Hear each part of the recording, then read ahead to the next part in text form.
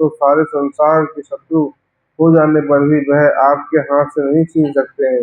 यदि कोई आपके हृदय में भाव छिपाकर बुरे इरादे के साथ अमंगल को मंगल बतावे, तो समझदार पुरुष को उसका कहना नहीं मानना चाहिए।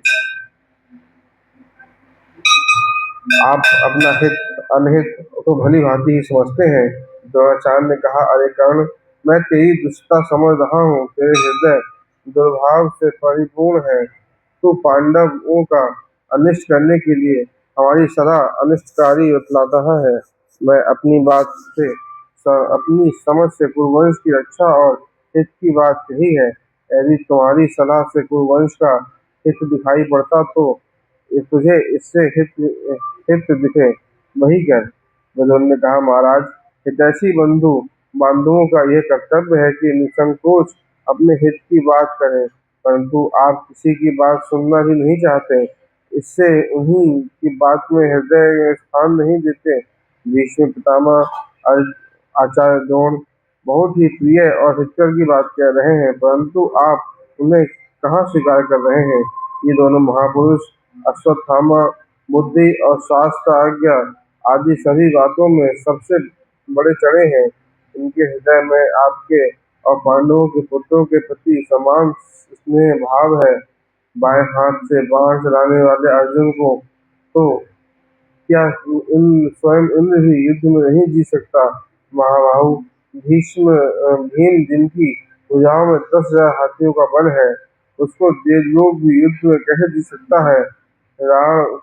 रणकुमाकुए नकुल सहदेव अथवा धैर्य दया क्षमा सत्य और पराक्रम के मूर्तिमान विग्रह धर्मराज युधिष्ठिर को भी युद्ध के द्वारा किस प्रकार हराया जा सकता है।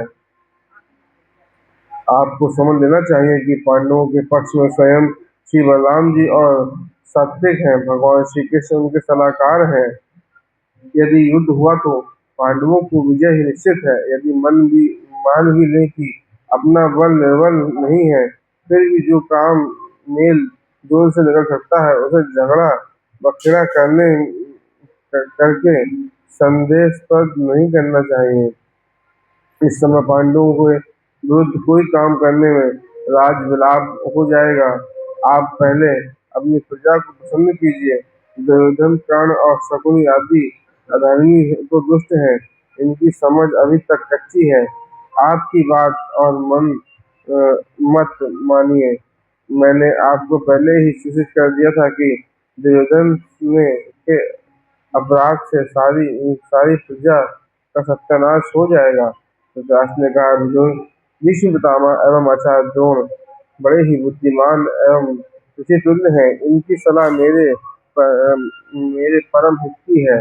तुमने जो कुछ कहा उससे मैं स्वीकार करता हूँ। जिससे यदि पांचों पांडव जैसे पांडु के पुत्र हैं, वैसे ही मेरे भी हैं।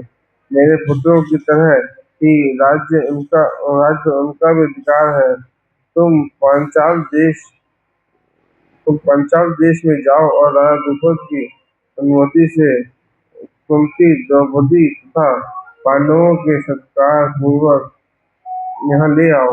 धृतराष्ट्र की आज्ञा से विदुर द्रुपद की राजधानी के लिए प्रस्थान करते हैं।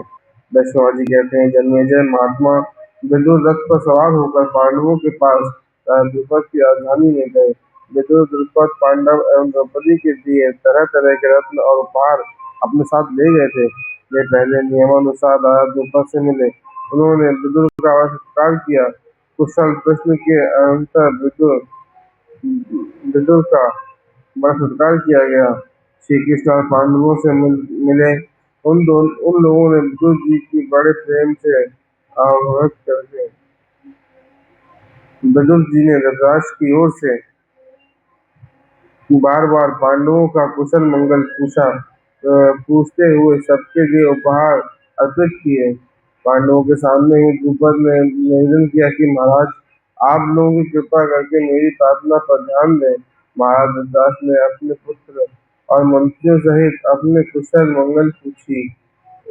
आपके साथ विवाह संबंध में होने और अत्यंत प्रसन्नता हुई है। पितामह भीष्म पितामह भीष्म और द्रोणाचार्य ने भी अपनी कुशल जानने के लिए बड़ी उत्सुकता के साथ प्रकट की है कि इस अवसर पर वे जितने प्रसन्न हैं, उतना प्रसन्न उन्हें राज्य अवसर राज्य लाभ से भी नहीं हुआ है। सभी कुरुवंश पांडवों को देखने के लिए उत्कंठित हो रहे हैं। पांडव ही को भी अपना देश चले बहुत दिन हो गए हैं, ये भी वहां जाने के लिए उत्सुक होंगे। आप आप इन लोगों को वहां जाने की आज्ञा दें। राजा द्रुपद ने कहा, महात्मा अनुज, आपका कहना ठीक है। कुरुवंशियों से संबंध में मुझे भी काम कम प्रसन्नता नहीं है। पांडवों का अपनी राजधानी में जाना तो उचित है, परंतु मैं अपनी जबान से ये बात नहीं कह सकता कि जाने के लिए मुझे कहना ये शोभा देता है। युधिष्ठिर ने कहा, महाराज, हम लोग अपने अनुचरों सहित आपके अधीन हैं। आप प्रसन्नता से जो आज्ञा देंगे वही हम करेंगे। भगवान श्री कृष्ण ने कहा, राजन, मैं ऐसा समझता हूँ कि पांडवों को इस समय हस्तिनापुर जाना चाहिए। वैसे राजा द्रुपद समस्त वैसे तो राजा द्रुपद समस्त धर्मों के मर्मज्ञ हैं। वे जैसा कहेंगे वैसा करना चाहिए। द्रुपद बोले, पुरुषोत्तम भगवान श्री कृष्ण देश काल विचार करने के जो कुछ करें वही मुझे ठीक लगता है। इस प्रकार करके पांडव और राजा द्रुपद से विदा हुए और भगवान श्री कृष्ण महात्मा विदुर कुंती तथा द्रौपदी के साथ हस्तिनापुर पहुंच गए। रास्ते में किसी को किसी प्रकार का कष्ट नहीं हुआ था। जब राजा धृतराष्ट्र को यह बात मालूम हुई कि वीर पांडव आ रहे हैं, तब उन्होंने अगवानी के लिए विकर्ण, चित्रसेन और अन्य कौशलों के पर्वों को भेजा। द्रोणाचार्य और कृपाचार्य भी उनके आगे सब लोग नगर में के पास ही पांडवों से मिले और उन लोगों से घिरकर पांडवों के हस्तिनापुर में प्रवेश किया। पांडवों ने दर्शन के लिए सारे नगरवासी कूद पड़े। उनके दर्शन से प्रजा को शोक और दुख दूर हो गया। पांडवों ने राजसभा में जाकर राजा धृतराष्ट्र, भीष्म पितामह और समस्त पूज्यों के चरणों में प्रणाम किया। उनकी आज्ञा से भोज विश्राम करके अंतर बुलवाने पर वे फिर राजसभा में पहुंच गए। अब तुम लोगों का दुर्योधन आदि के साथ किसी तरह का झगड़ा है और मनोकाम न हो, इसलिए तुम आधा राज्य लेकर खंडप्रस्थ में अपनी राजधानी बना लो और वहीं रहो। वहां तुम्हें किसी तरह का कोई भय नहीं है, क्योंकि जैसे इंद्र देवताओं की रक्षा करते हैं, वैसे ही अर्जुन तुम लोगों की रक्षा करेगा। पांडवों ने राजा धृतराष्ट्र की यह बात स्वीकार की और उनके चरणों में प्रणाम करके खंडव प्रस्थान करने लगे। व्यास जी आदि महर्षियों ने मुहूर्त में धरती नाप कर स्त्री विधि को और के अनुसार राजवंश की नींव डाली गई। थोड़े ही दिनों में वह तैयार होकर स्वर्ग के समान दिखाई देने लगा। युधिष्ठिर ने अपने नगर युधिष्ठिर के बताए हुए नगर में इंद्रप्रस्थ रखा गया। नगर के चारों ओर समुद्र के समान इंद्रपुरी दिखाई दे रही थी और आकाश को छूने वाली चारदीवारी बड़ी बनाई गई थी। बड़े बड़े फाटक, ऊंचे ऊंचे महल और गोपुर से ही दिख रहे थे। स्थान स्थान पर अस्त्र शिक्षा के अखाड़े बने हुए थे। पहरे का बड़ा बड़ा प्रबंध था। बारसियां, तोपें और अन्य अन्य युद्ध संबंधित यंत्र स्थान स्थान पर लगे हुए थे। सैकड़ों चौड़ी सड़कें चौड़ी, सीधी और स्वच्छ थी। देवी देवी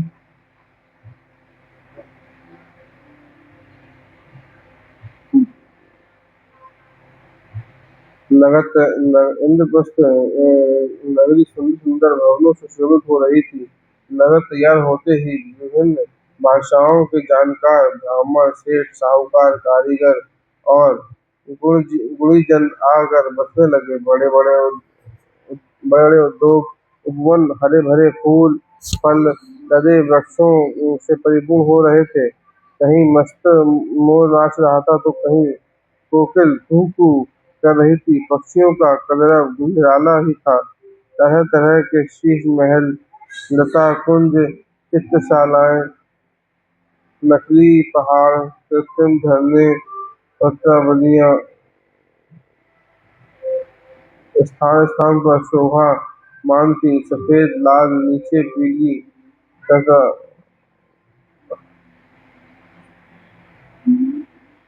कमल की सुगंधि विस्तार कर रहे थे। नगर की बनावट और प्रजा की उत्तमता से पांडवों की बड़ी प्रसन्नता हुई। उनका आधा राज्य मिल गया, नगर बस गया। दिनों दिन उन्नति होने लगी।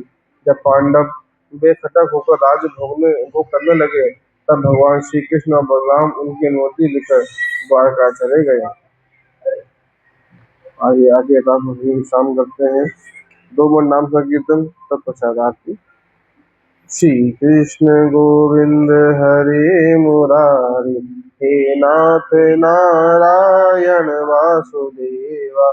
श्री कृष्ण गोविंद हरे मुरारी, हे नाथ नारायण वासुदेवा। हे नाथ नारायण वासुदेवा, हे नाथ नारायण वासुदेवा। श्री कृष्ण गोविंद हरे मुरारी, हे नाथ नारायण वासुदेवा। श्री कृष्ण गोविंद हरे मुरारी, हे नाथ नारायण वासुदेवा। श्री कृष्ण गोविंद हरे मुरारी, हे नाथ नारायण वासुदेवा। श्री कृष्ण गोविंद हरे मुरारी, हे नाथ नारायण वासुदेवा। हे नाथ नारायण वासुदेवा, हे नाथ नारायण वासुदेवा।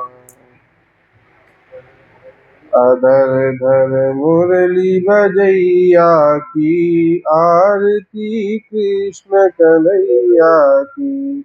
अधर धर मुरली भजैया की, आरती कृष्ण कन्हैया की। कृष्ण तुम मथुरा जन्म लियो, नंद मंगल चार कियो। यशोदा गोद खिलैया की, आरती कृष्ण कन्हैया की। अधर धर मुरली बजैया की, आरती कृष्ण कन्हैया की। कृष्ण तुम यशोदा के छैया, श्याम बलदाऊ के भैया। बन बन गाय चरैया की, आरती कृष्ण कन्हैया की। अधर धर मुरली बजैया की, आरती कृष्ण कन्हैया की। कृष्ण तुम कंसासुर मारे, श्याम तुम भूमि भार हारे। कालिया नाग नथैया की, आरती कृष्ण कन्हैया की। कृष्ण तुम अर्जुन के प्यारे, श्याम तुम भक्तन रखवारे। वृंदावन रास रचैया की, आरती कृष्ण कन्हैया की। अधर धर मुरली बजैया की, आरती कृष्ण कन्हैया की। आरती गाते कृष्णानंद, मन में होता अति आनंद। विनय है राज रखैया की, आरती कृष्ण कन्हैया की, अधर धर मुरली बजैया की। आरती कृष्ण कन्हैया की, आरती कृष्ण कन्हैया की। कर्पूर गौरम करुणावतारम संसार सारम भुजगेन्द्रहार, सदा वसंतम हृदयारविंदे रामं भवानी सहितं नमामि। त्वमेव माता च पिता त्वमेव, त्वमेव बन्धुः सखा त्वमेव, त्वमेव विद्या द्रविणं त्वमेव, त्वमेव सर्वं मम देवा। धर्म की जय हो, अधर्म का विनाश हो, प्राणियों में सद्भावना हो, विश्व का कल्याण हो, गौ माता की रक्षा हो। जगत गुरु शंकराचार्य महाराज की जय हो, विश्व बंधु स्वामी कृपात्री जी महाराज की जय हो। नमः श्री पार्वती बताए हर हर हर महादेव। जय जय श्री राधे, जय जय श्री राधे श्याम।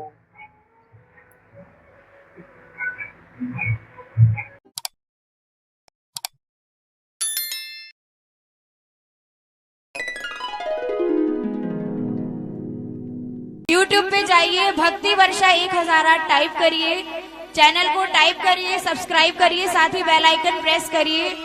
घर बैठे कार्यक्रम का आनंद लीजिए। YouTube चैनल है भक्ति वर्षा 1008, भक्ति वर्षा 1008।